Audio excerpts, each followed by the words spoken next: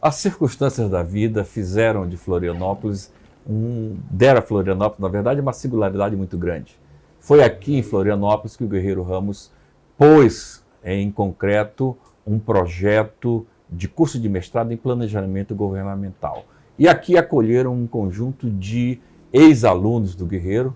Né? Como eu disse, eu recebi a instrução desses ex-alunos, o professor Francisco Heidemann foi um desses, o professor Salme foi um outro, o professor João Benjamin foi outro. Havia todo um conjunto de pessoas aqui que estavam convertidos a tentar, digamos, levar adiante esse grande projeto. E esse projeto veio para a UDESC. Né? Posteriormente, aqui se consolida, cria as raízes e, obviamente, é levado adiante. Então, uma primeira pergunta, professor Heidemann, como é que foi o seu contato com o Guerreiro, como é que ele aparece e de que maneira você começa a ter esse contato com ele na Universidade do Sul da Califórnia? Bom, em primeiro lugar, muito obrigado por fazer parte desse projeto e ter a oportunidade de dizer alguma coisa que possa ser relevante para essa empreitada. Eu tive como segundo emprego um concurso que eu fiz na Fundação Getúlio Vargas, no Rio de Janeiro, como redator. E no período que eu passei lá, eu não ouvi falar do Guerreiro. Eu passei lá de 69 a 73, no início de 73, quase 4 anos. E não escutei falar do Guerreiro. Eu trabalhava no INDOC, Instituto de Documentação da Fundação, e era uma espécie de repórter que andava no prédio todo, coletando informações, tanto do ponto de vista de históricos para relatórios, como para ver programações da própria Fundação. E não escutei falar nele. Quando eu estava buscando uma pós-graduação, estrito sensu, no exterior, eu encontrei o professor João Benjamin da Cruz Júnior, que estava lá fazendo o doutorado. E eu não sabia. Ele era colega meu da universidade, onde eu também estava, e encontrei ele um dia na frente do prédio onde eu morava, aqui no centro da cidade, com a filhinha dele pequena no colo, e conversei com ele das minhas dificuldades que eu estava tendo de conseguir uma colocação em alguma universidade no exterior. Eu havia falado com o coordenador na época, que era o professor Nilo, o professor Grilo, né, do mestrado, e conversei com ele sobre a proposta de sair da Eletrosul e vir em tempo integral para a universidade, porque havia se criado um mestrado na Federal e não havia mestres nem doutores para trabalhar nesse programa. Então eu achei coisa óbvia que era me preparar para fazer parte disso. O professor Grilo levou adiante essa ideia e eu acabei sendo aprovado pelo pessoal da CAPES e acabei finalmente sendo aceito para fazer a matrícula na Universidade do Sul da Califórnia. O professor Benjamin me disse assim, me entregue os teus papéis que eu sei a gaveta onde colocar. Porque a dificuldade que eu tinha era de entendimento, tanto do lado de cá, do lado de lá, quanto do lado de cá. As comunicações eram difíceis, né? Eu explicar a minha condição, a minha história, a minha formação, e eles lá entenderem isso. E ao mesmo tempo eu entender a eles, né? Então, foi através do professor João Benjamin que viabilizou. E aí eu fui conhecer o Guerreiro. Eu não conhecia Guerreiro. Eu ouvi falar a primeira vez através desses professores que estavam lá, que era o professor João Benjamin, tinha mais um outro professor que era o Biratã, que também já tinha conseguido um contato através de uma carta de recomendação.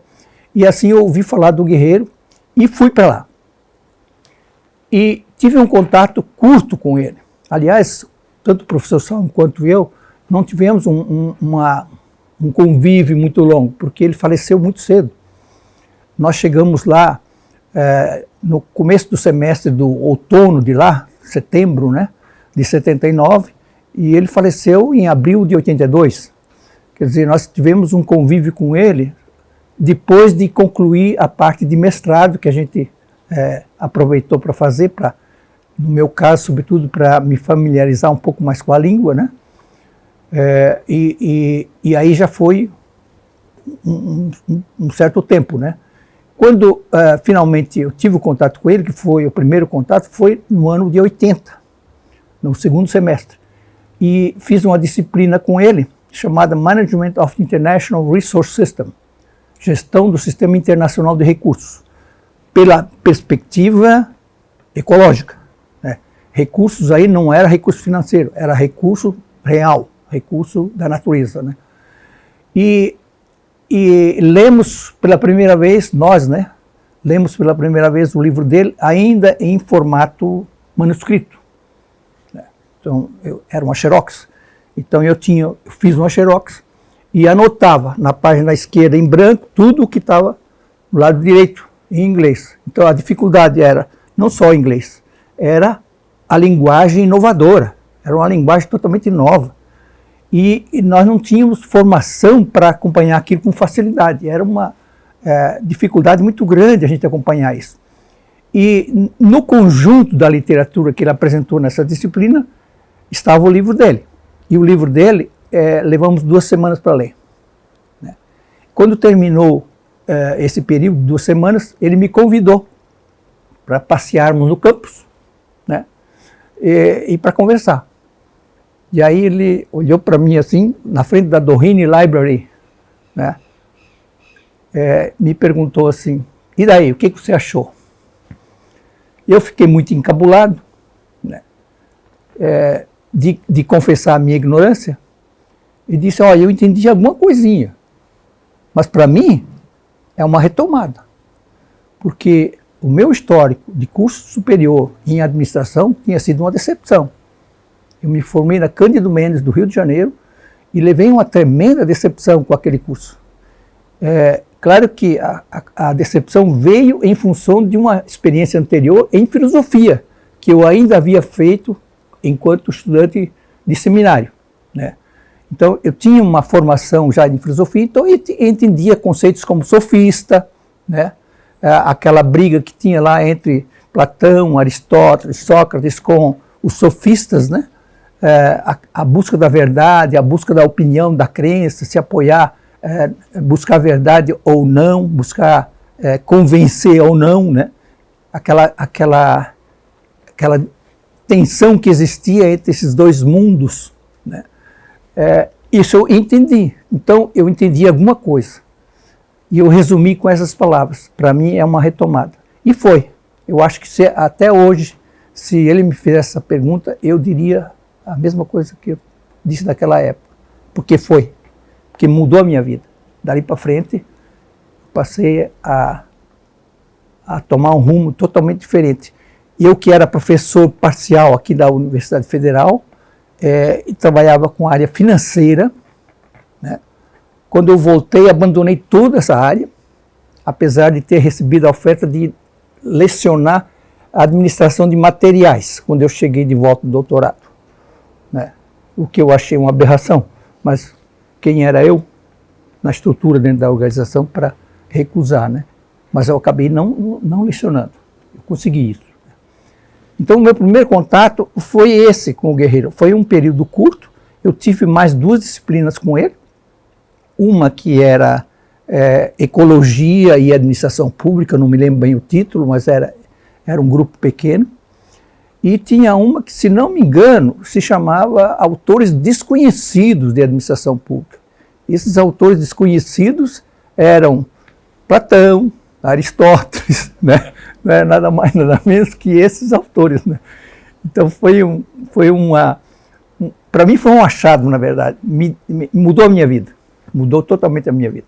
Mas, escutando o senhor falar, nós estamos diante de um livro que recebeu 14 negativas de editoras nos Estados Unidos e fora dos Estados Unidos.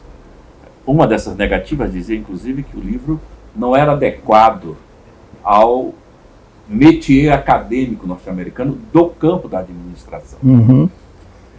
Na sua visão, que categorias trazem essa dificuldade?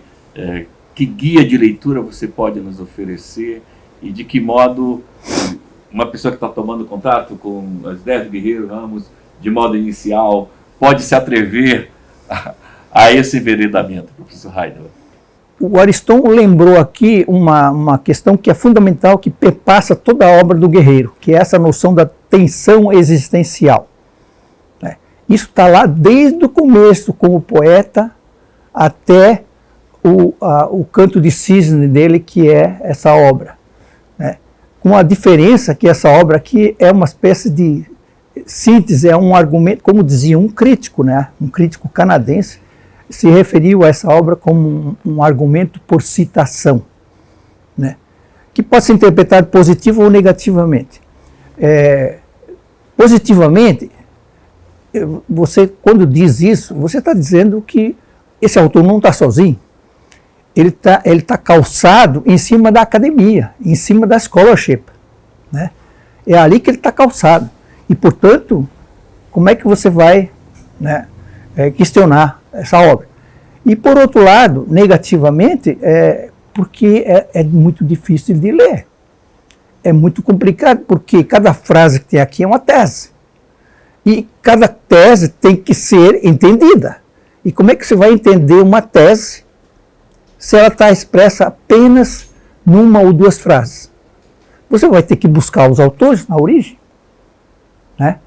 Então tem essa noção da tensão existencial, que depois se confirma na obra, por exemplo, de Vogelin, do in-betweener, que ele se confessava ser, o in-betweener. Essa noção de polaridades, entre vida e morte, tensão existencial entre vida e morte, entre verdade e não verdade, entre perfeição e imperfeição, e assim vai, uma relação de tensões que são evidenciadas, inclusive na história da filosofia. Você encontra ali expressões de Santo Agostinho, por exemplo, quando fala amor dei e amor sui, é Santo Agostinho. Tem aquele espanhol lá, que fala agora não lembro o nome dele, mas tem através da história, tem muitos exemplos que são levantados, sobretudo pelo Vogelin, mostrando essas tensões nas diversas formas que ela se apresenta. Mas a noção da tensão existencial, ela perpassa a obra dele todinha e fica muito clara nessa obra também, de forma mais profunda, mais analítica, com referências, buscando referências em autores mais diversos, inclusive com repercussão até hoje. Quando nós vemos obras como o Bauman, que fala na liquidez da individualidade do ser humano na sociedade de hoje, quando se fala esse outro que você mencionou, o Giddens, a insegurança ontológica, a falta daquele referencial metasocial, a ausência desses autores, essas mensagens todas são reflexo dessa mesma preocupação que o Guerreiro vai tentando trazer e colocar bem vividamente dentro da construção teórica dele. E aí eu começaria, na verdade, falando sobre a sociedade centrada no mercado. Aqui eu gostaria até de mencionar, em primeiro lugar, uma série dessas categorias, porque a gente não vai conseguir falar de muitas delas, mas pelo menos para mencionar, para ficar registrado. Então, uma primeira seria a delimitação dos sistemas sociais, a razão moderna, o transplante de conceitos fora de lugar, a transvaloração do conceito de razão e de outros conceitos, a síndrome comportamental, o formalismo social, é um termo que eu inventei aqui, mas por lógica que a gente deriva, por exemplo, na síndrome comportamental, quando fala no formalismo, aquele formalismo é caracterizado como um formalismo social. Quer dizer, política cognitiva versus teologia civil, multidimensionalidade humana, sociedade centrada no mercado já foi, variedade necessária de sistemas sociais, variedade necessária, né, de sistemas sociais, distinção entre work e labor, entre trabalho e labor, né, vida humana associada, ação e comportamento, ideologia serialista, fluidez da individualidade. Essa é uma relação que eu estou passando aqui, poderia ter incluído muitas outras, e há muitas outras a serem incluídas, mas eu levantei essas aqui. E a partir de agora eu gostaria de falar um pouquinho sobre quer dizer, delimitação dos sistemas sociais versus sociedade centrada no mercado. Como é que nasceu esse conceito de sociedade centrada no mercado? São dois conceitos que ele tem aí, que é sociedade centrada no mercado e vida humana associada. Esses dois são lados opostos da mesma questão. Sociedade centrada no mercado é a forma que o guerreiro encontrou de expressar aquilo que nós chamamos hoje de sociedade industrial, né? Aquilo que nasceu lá com a Revolução Industrial e que perpassa o pensamento dos cientistas sociais desde então, né? Claro que no início a gente enfatizava a questão da racionalidade, aliás, da industrialização, que foi a primeira expressão do desenvolvimento, né? Mas olha aqui nós temos uma ilustração usada pelo próprio Guerreiro, eu que andei escrevendo em vermelho ali por cima. Essas aí são handouts, são notas distribuídas pelo Guerreiro na sala de aula, em 1981, inclusive tiraram fora aí do canto, estava a assinatura dele, né? O que ele está ilustrando aqui?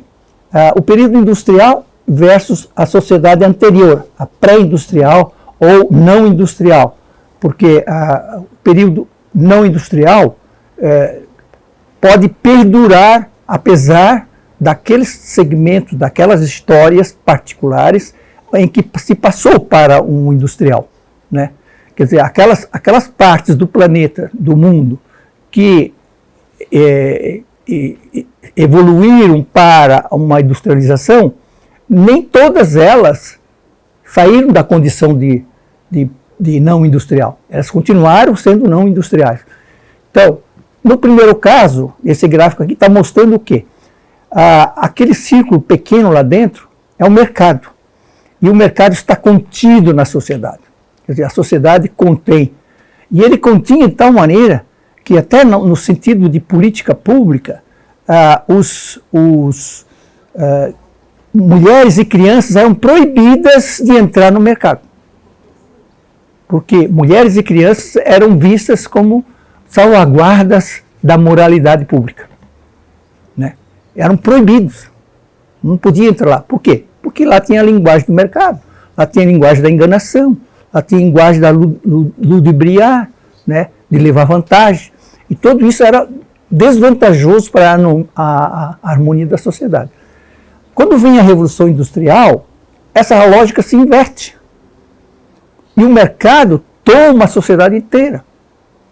Então, agora é o mercado que é contido, aliás, contém a sociedade. E aí passamos a usar a expressão, como é que é? Sociedade centrada no mercado, ou sociedade comercial, como dizia explicitamente o Adam Smith, né?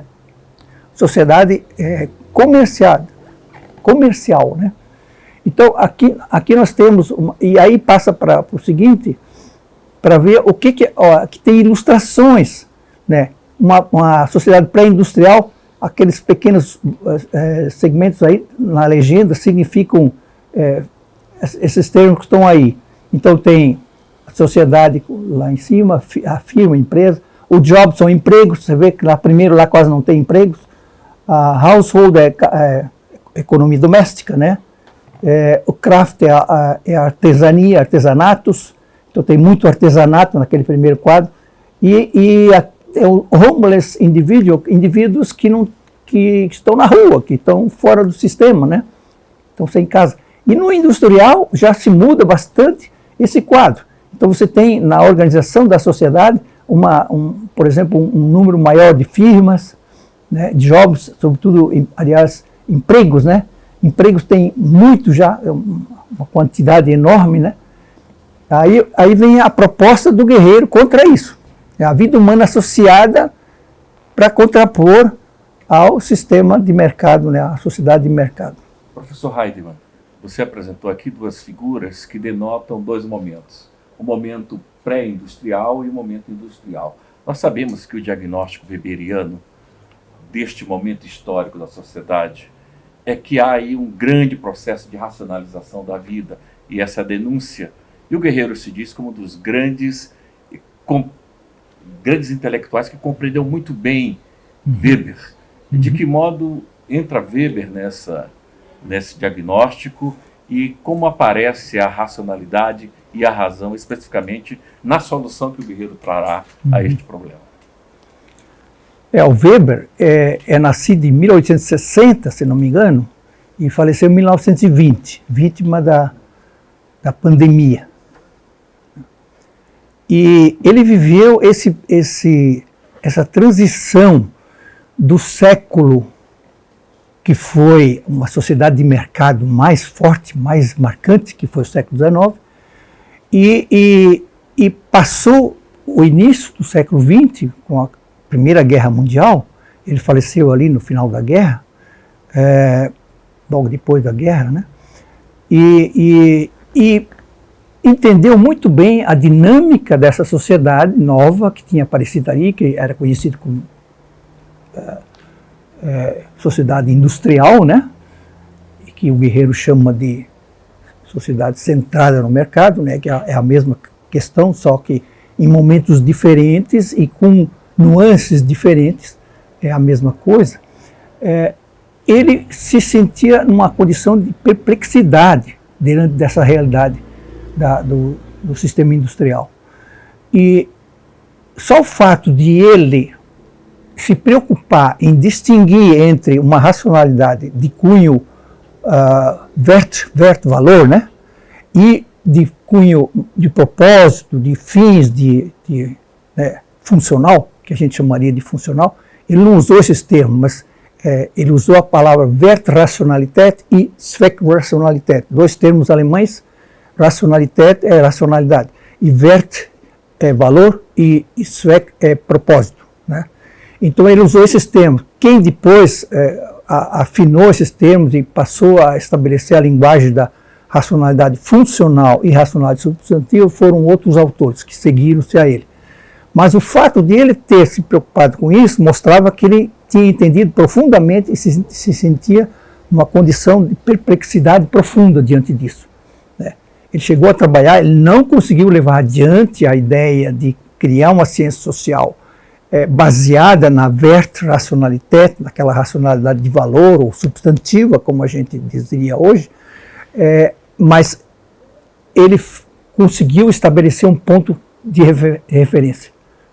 Isso foi marcante para outros pensadores depois poderem trabalhar isso e tornar essa discussão da racionalidade uma questão de ciência social. Né? São vários autores que depois vem Mannheim, vem Durkheim, vem uma série de outros que vão trabalhando e chega inclusive a Habermas na escola de Frankfurt, né? Que também retoma e trabalha a questão da racionalidade na sociedade moderna. O processo de racionalização já estava evidente para ele lá naquela altura. Isso eu não sei exatamente onde é que isso aparece na obra dele, em que momento que aparece, mas é antes de 1920, sem dúvida, né? É antes de 1920. Quer dizer, aquilo que hoje está tão normalizado para nós, que vivemos numa sociedade extremamente racionalizada do ponto de vista instrumental, que a gente não sai a gente não dobra uma esquina que não tem a racionalidade instrumental orientando a gente, né? Somos mecanomórficos e somos sociomórficos, né? Não tem como escapar disso, né? A realidade que está aí é essa. Mas eu queria aproveitar e fazer uma outra observação. Uma observação sobre, eu não sei se cabe aqui, que seria essa transvaloração da razão, né? Que se dá nas obras de pensadores como Hobbes e como, mais tarde, o Marx, né? Na razão clássica, os gregos, lá na altura de Platão e Aristóteles, eles vivenciaram, e eles foram uma espécie de repórteres de uma história que estava terminando ali, né? O que significou isso? Eles vivenciaram aquele período pré-socrático que durou aí 4, 5 séculos de uma desordem, confusão muito grande que vivia essa sociedade, né, helênica, né? E ao longo desse período eles começaram a trabalhar com uma noção que eles haviam vivenciado, que eles haviam experimentado, que era que eles chamavam de o ser vivo que aliás, nous, a palavra nous, que significava uma força interior que o ser humano tinha, que fazia com que ele fosse capaz de enfrentar as dificuldades mais sérias, né? E de distinguir entre o bem e o mal, de saber o que era certo e o que não era, né? Essas coisas, eles usaram a palavra nous. E aí passaram a dizer para as pessoas, a conversar, na conversa, eles usavam a expressão nun echon, ser humano, zoon nun echon, ser vivo que possui essa força. E essa expressão, zoon nun echon, virou depois, numa outra etapa, ao longo daqueles séculos, uma expressão um pouco mais sintética, zoon noetikon, que a gente chamaria hoje de animal noético, né? E isso foi traduzido para o latim com a expressão animal rationale. Foi assim que se traduziu para o latim essa expressão que os gregos usavam, né? E que teve toda uma história, foi evolutivo aquilo na vivência da cultura. Quando chegou à tradução latina, essa noção acabou pegando toda a civilização. A noção de racionalidade, no sentido que hoje a gente chama de substantivo, esse sentido praticamente dominou por mais de dois milênios, né, a história da civilização. Porque esses clássicos gregos que reportaram isso, que contaram essa história, viveram lá no 4º século antes de Cristo. Então, se você pegar esses 4 séculos e pegar tudo que tem até a altura, sobretudo, da Revolução Industrial, dá mais de 2.000 anos. Né? Quer dizer, não houve mudança nesse conceito. Né? E só com o processo de industrialização que começou a mudar. E aí, os pensadores clássicos, e Weber vem aí, né?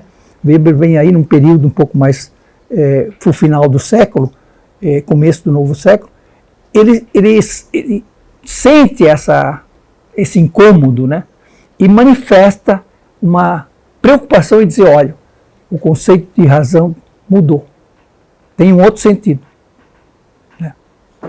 Então, isso para dar a transvaloração da razão. É uma transvaloração da razão. E aí, quem participou dessa transvaloração da razão foi Hobbes, um deles, que criou o que nós hoje chamamos de ser humano sociomórfico. Quer dizer, ele tira a razão da psique humana, que vigorou durante todos esses 2.000 anos, a razão sempre esteve na psique humana, ele tirou de lá e jogou para a sociedade. Disse, olha, a razão não está mais na psique humana, está na sociedade. Então a sociedade é a referência. Nós vamos olhar para a sociedade. E lá vamos encontrar os vícios e virtudes para emular. Quer dizer, é a sociedade que nos inspira, porque ela é portadora da razão. Né? E por outro lado, Marx e Turgot e os outros pensadores do grupo do Marx, que dizem não é na sociedade que está a razão. Nós vamos tirá-la lá da psique humana e vamos jogar para um outro lugar, para a história. É na história que está a razão. Então são dois movimentos intelectuais. Dois movimentos intelectuais que acabam retirando a razão da psique do ser humano e jogando ela para diferentes esferas e jogando as referências para a sociedade, para nós todos como cidadãos, ou na sociedade ou na história. Né? E o guerreiro retoma essa razão à psique. Exatamente. Ele retoma, devolve, né? Inclusive eu não conheço a crítica que a Andrews faz, né, ao guerreiro, porque o guerreiro teria sido superado numa preocupação que ele tinha e que está manifesta nessa obra pelo Habermas, mas algum conceito, e eu não cheguei a me aprofundar nisso e não sei, mas estou apenas comunicando que há uma crítica, embora seja apresentada de uma maneira muito delicada e muito através de um tributo a guerreiro, né? É um tributo feito por essa pesquisadora e que a gente, de alguma forma, em algum momento, a gente vai ver refletir aqui nesse seminário. Né? A respeito dessa crítica. Essa crítica, né? Então, eu diria que é essa a introdução para o problema da racionalidade e dessa mudança nessa sociedade centrada no mercado, né, que se impõe.